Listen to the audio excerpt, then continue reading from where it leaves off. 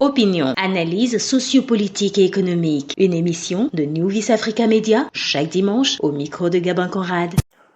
Mesdames et messieurs, permettez-nous de remonter dans l'histoire pour comprendre et apprendre d'où vient ce mot démocratie. Démocratie apportée par les Athéniens qui avaient obtenu leur victoire face aux tyrans en 510 avant Jésus-Christ. Tout au long de sa vie, Périclès s'attache à renforcer les institutions démocratiques. La démocratie prend ses racines principales dans les réformes engagées autour de la cité d'Athènes, dans la Grèce antique autour du 5e siècle avant Jésus-Christ. Alors, ce système politique dit démocratique date de plusieurs siècles. Et ce n'est qu'en 1990 que ces pays meurtris par des influences étrangères ont commencé à faire leur apprentissage pour orienter leur développement vers un système qui donne plus de chances au peuple pour obtenir la sainteté dans leur administration. La démocratie en berne, c'est de ça il est question pour ces pays francophones qui ont été bouleversés, manipulés et plusieurs années, et ont engagé un tournant vers ce qu'ils appellent l'indépendance.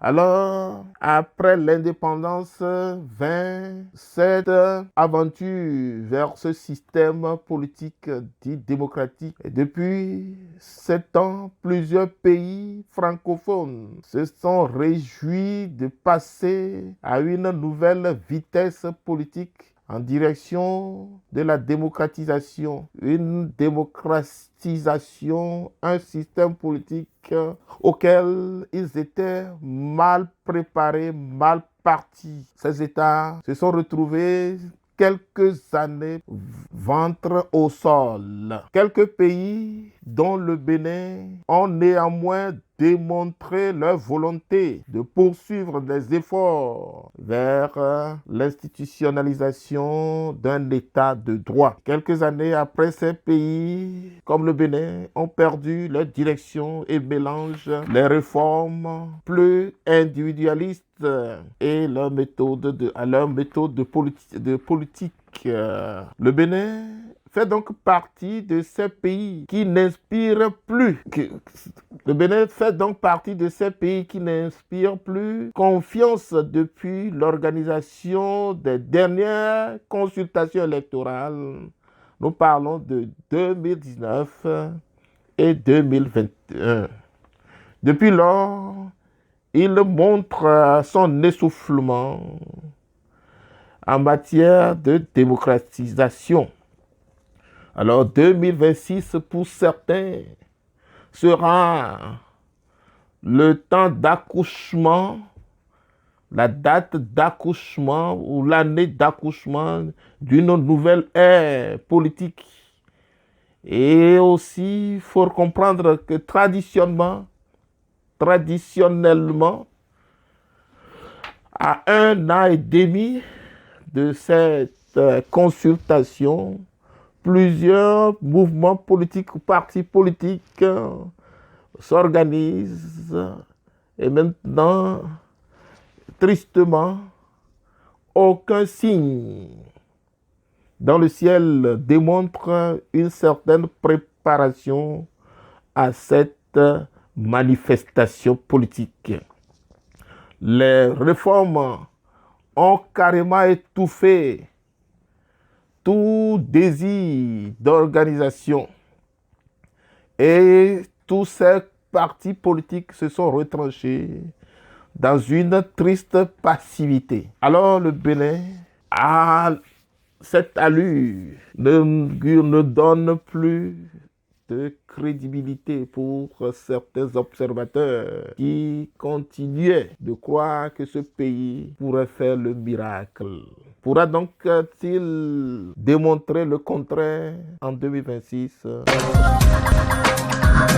Opinion, analyse sociopolitique et économique. Une émission de New Vis Africa Media chaque dimanche au micro de Gabin Conrad. Bonjour Monsieur Gabin, bonjour chers fidèles auditeurs de New Vis Africa.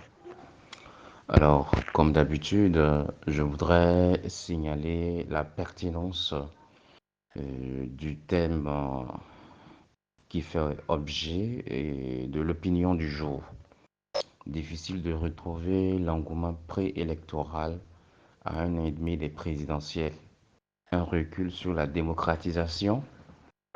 Et Monsieur Gabin, vous me permettriez de préciser que ce qui se prépare pour 2026, ce ne sont pas simplement des élections présidentielles, même si ce sont les élections majeures. En 2026, nous aurons affaire à des élections générales couplées, donc législatives, municipales et présidentielles. Et je voudrais notifier que cette perte d'engouement préélectoral se situe déjà à ce niveau-là. Parce qu'il y a un problème de calendrier qui se pose.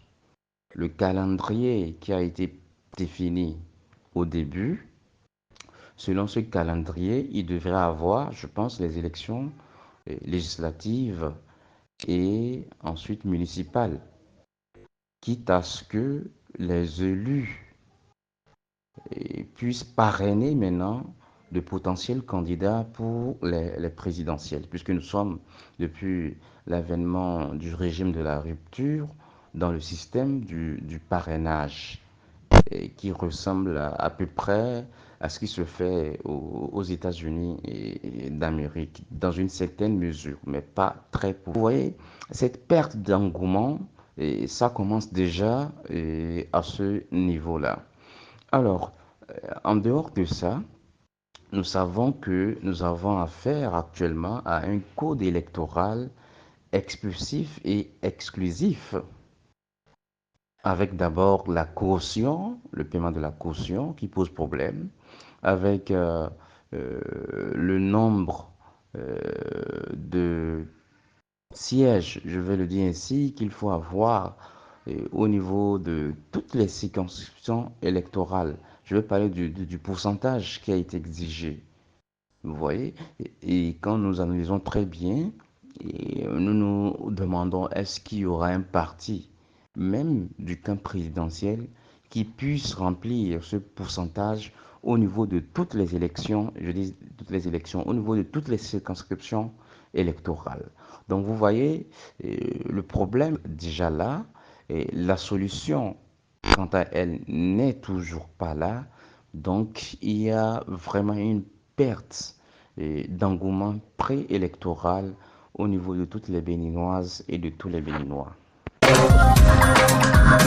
Opinion, analyse sociopolitique et économique. Une émission de New Vis Africa Media chaque dimanche au micro de Gabin Conrad. Aussi, Monsieur Gabin, je voudrais dire, en dehors du problème du calendrier électoral que j'ai posé, qui jusqu'aujourd'hui n'est toujours pas clairement défini parce que plusieurs interprétations se font par rapport à ce calendrier électoral. On ne sait pas au finish si ce sont les élections présidentielles qui viennent d'abord avant celles législatives et municipales, auquel cas on se demanderait si ce sont les députés et les maires actuellement en exercice qui vont parrainer les potentiels candidats au présidentiel de 2026. Sinon, je pense que selon ce qui a été prédéfini entre-temps par rapport au code électoral, c'était les élections législatives et municipales qui devraient avoir lieu de telle sorte que les élus de ces élections, permettez-moi la tautologie, puissent parrainer maintenant les potentiels candidats pour les présidentielles.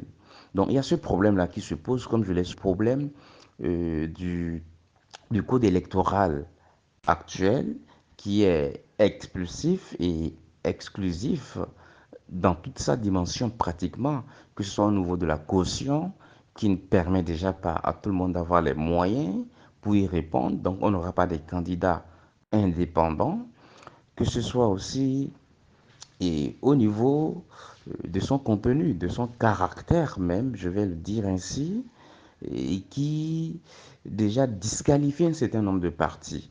Donc, ce qui se dessine actuellement, c'est qu'on aura trois partis aux élections générales couplées, avec un seul parti qui viendra de l'opposition et qu'on a appelé les démocrates.